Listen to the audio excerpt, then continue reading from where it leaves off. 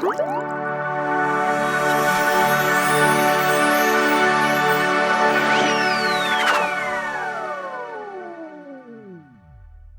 adik-adik, shalom, selamat pagi. Ketemu lagi bersama dengan kakak, Kak Tanti. Hari ini kita akan ibadah ditemani sama Kak Jojo dan juga Kak Evan. Sebelum kita mulai ibadah, mari kita bersatu dalam doa.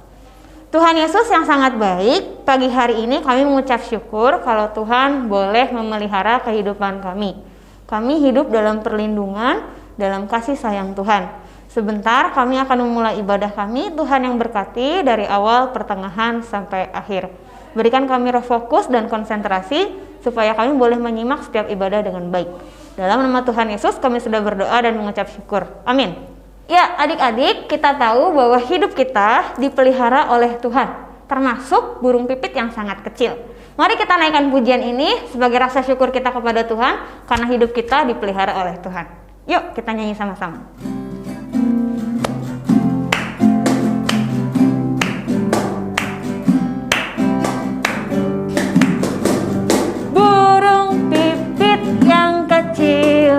Dikasihi Tuhan, terlebih diriku dikasihi Tuhan. Bunga bakung di padang diberi keindahan, satu tak terluka oleh penciptanya.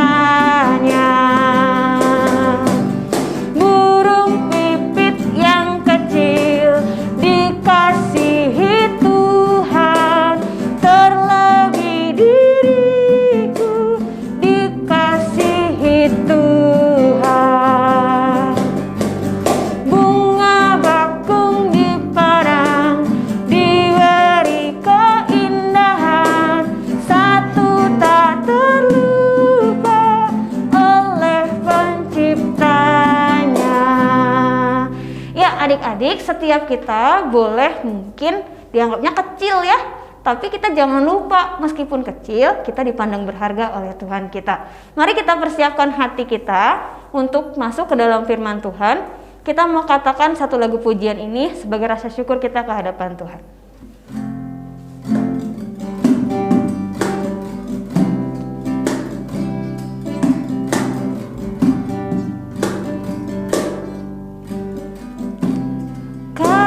Setiamu yang kurasakan lebih tinggi dari langit biru. Kebaikanmu yang telah kau nyatakan lebih dalam dari lautan. Berkat-Mu telah ku terima, sempat membuatku terpesona. Apa yang tak pernah ku pikirkan, itu yang kau sediakan bagiku.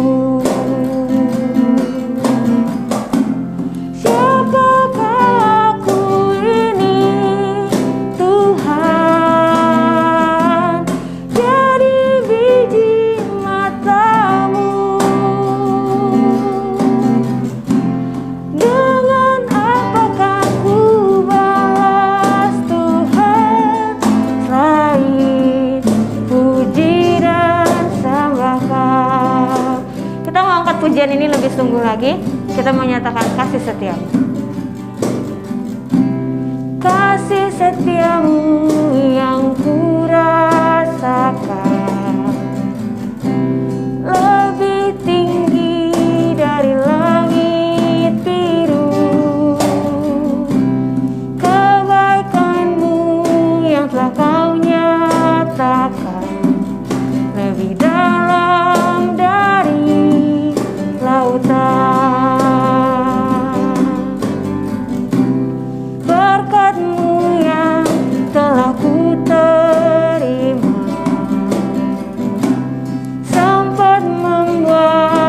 terpesona. Apa yang tak pernah kupikirkan, itu yang kau sediakan bagiku.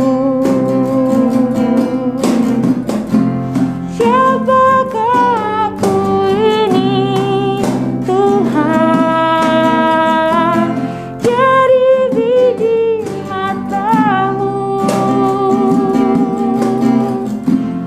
Dengan apakah ku balas Tuhan, selain puji dan sembahkan.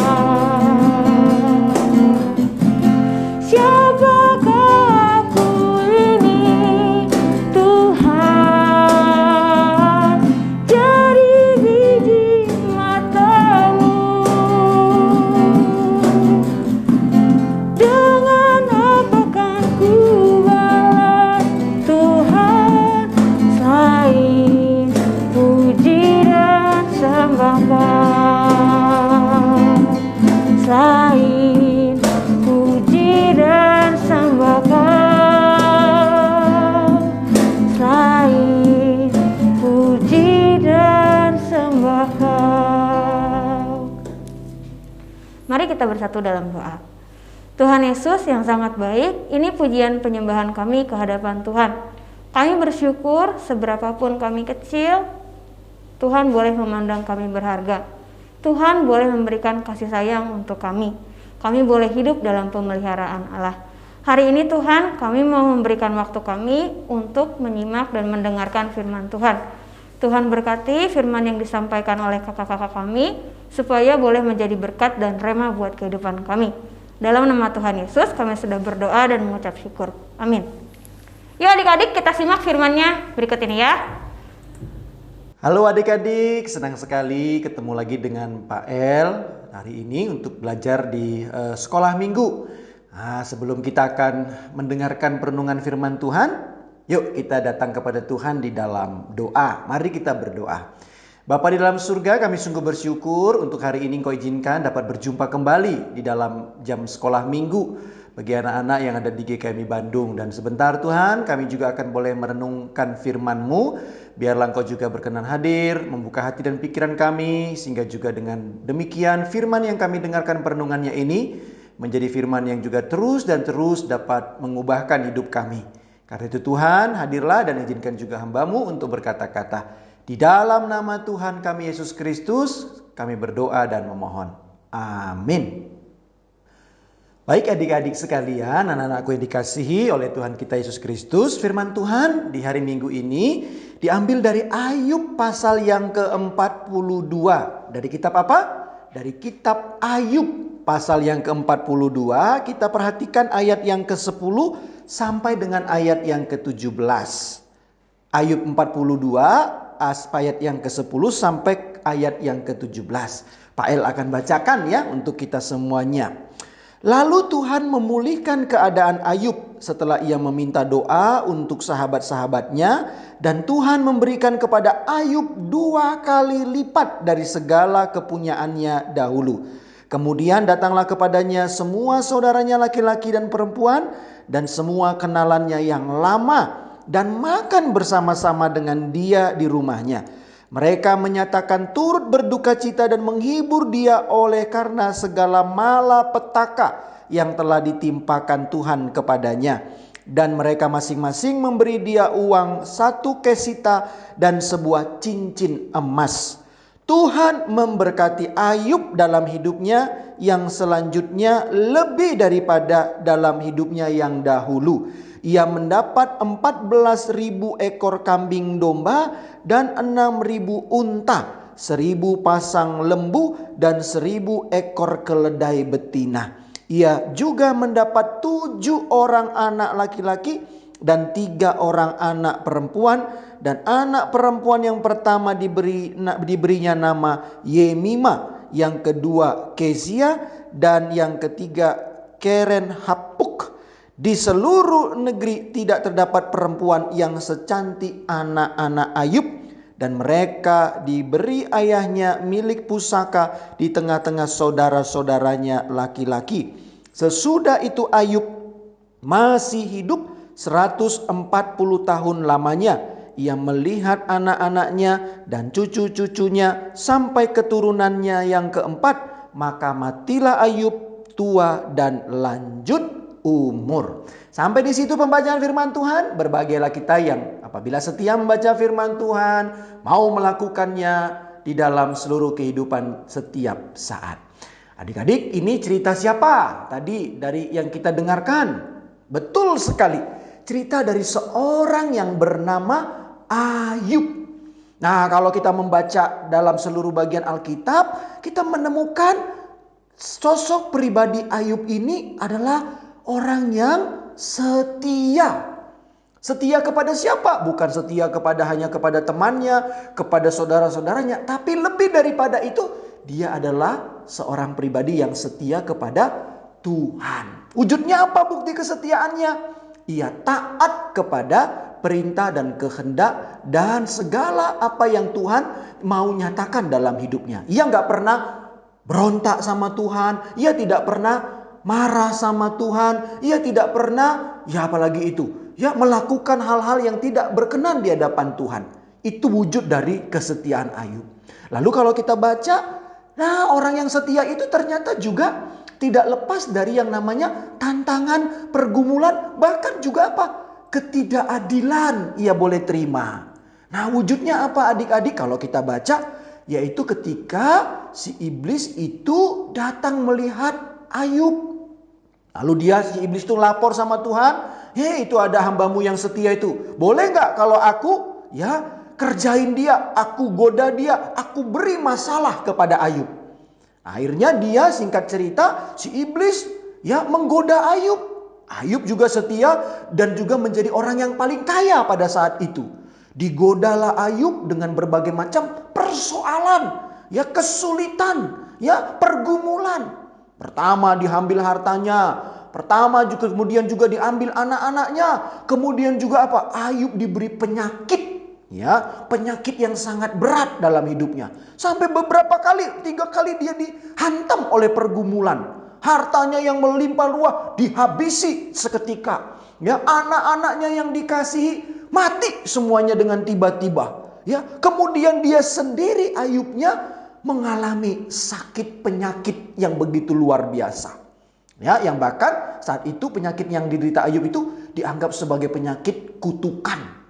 Karena dosa. Nah, ini Ayub gak menerima keadilan nih sepertinya. Udah setia, udah taat, tidak pernah berbuat dosa sepertinya. Hidupnya benar selalu. Adik-adik ada gak yang hidupnya seperti itu? Gak pernah berbuat dosa, selalu taat, selalu mendengarkan perintah orang tuanya dan melakukan semua apa yang diminta oleh orang tuanya. Tapi semuanya mungkin sudah dilakukan, tapi juga tetap mendapatkan masalah. Sebel nggak? Sebel bisa jadi kita udah bener, udah hidupnya lurus, tapi kok mendapatkan ketidakadilan. Tapi kalau adik-adik baca dalam seluruh kisahnya, walaupun Ayub juga pernah mempertanyakan itu, ini kenapa aku seperti ini? Tapi walaupun Ayub sampai mempertanyakan itu, ia tidak pernah menyangkal Tuhan. Ia tidak pernah berkata, ini Tuhan ini jahat sama saya. Saya sudah hidupnya benar. Kamu Tuhan yang tidak adil sama saya. Saya sudah setia kepadamu. Tapi kenapa aku dihadapkan dengan berbagai macam pergumulan ini?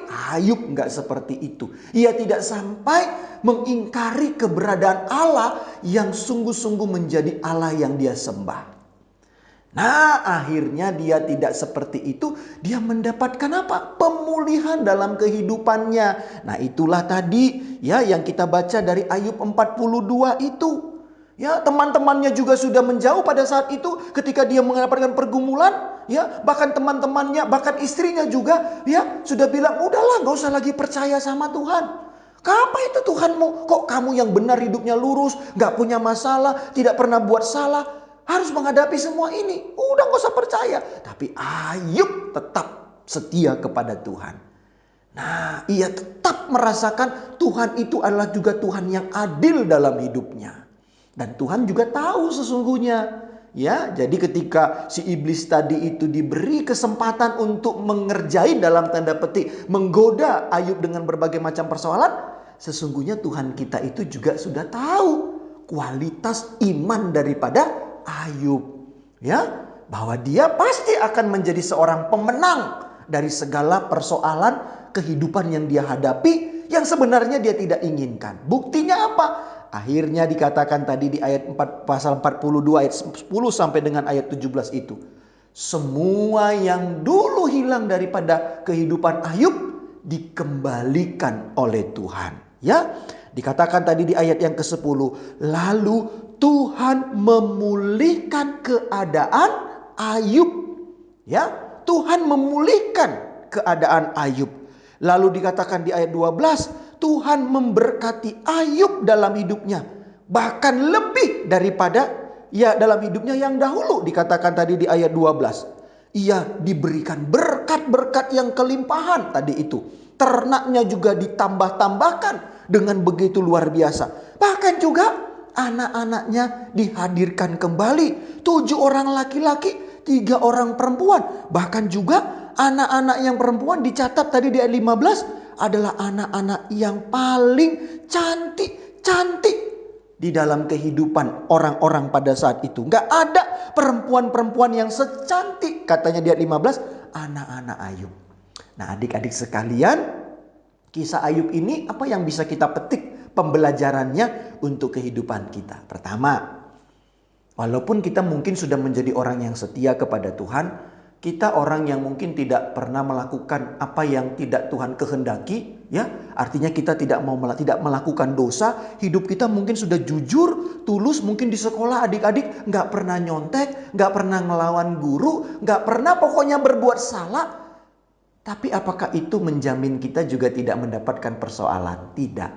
Itu yang pertama. Jadi artinya kalaupun kita sudah hidupnya benar, ya kadang bisa juga kita diperhadapkan dengan permasalahan yang mungkin bukan karena kesalahan kita. Seperti Ayub. Itu yang pertama. Jadi bukan berarti kita bisa terbebas dari semua persoalan. Kita juga bisa mendapatkan persoalan. Tapi yang kedua yang bisa kita pelajari ya dari apa yang dialami oleh Ayub. Dalam semua situasi yang mungkin terjadi itu, yang dibutuhkan apa? Tetap setia kepada Tuhan. Jangan sampai dengan semua persoalan itu merasa kita tidak mendapatkan keadilan, lalu kita memberontak kepada Tuhan. Jadi tidak percaya kepada Tuhan. Tetap harus percaya kepada Tuhan. Ya, itu Ayub dia tetap percaya. Yang ketiga yang kita bisa pelajari, akhirnya ketika kita tetap setia, mungkin kita tidak perlu membalas kepada orang-orang yang mungkin membuat kita mengalami penderitaan, orang-orang yang mungkin menganggap kita itu adalah orang-orang yang mengkhianati kita, memberikan fitnah, kita nggak usah balas. Karena apa? Karena ada Tuhan yang pasti tahu apa yang kita alami. Yang dibutuhkan adalah tetap setia kepada Tuhan. Nah, Ayub tadi yang ketiga itu didapatkan.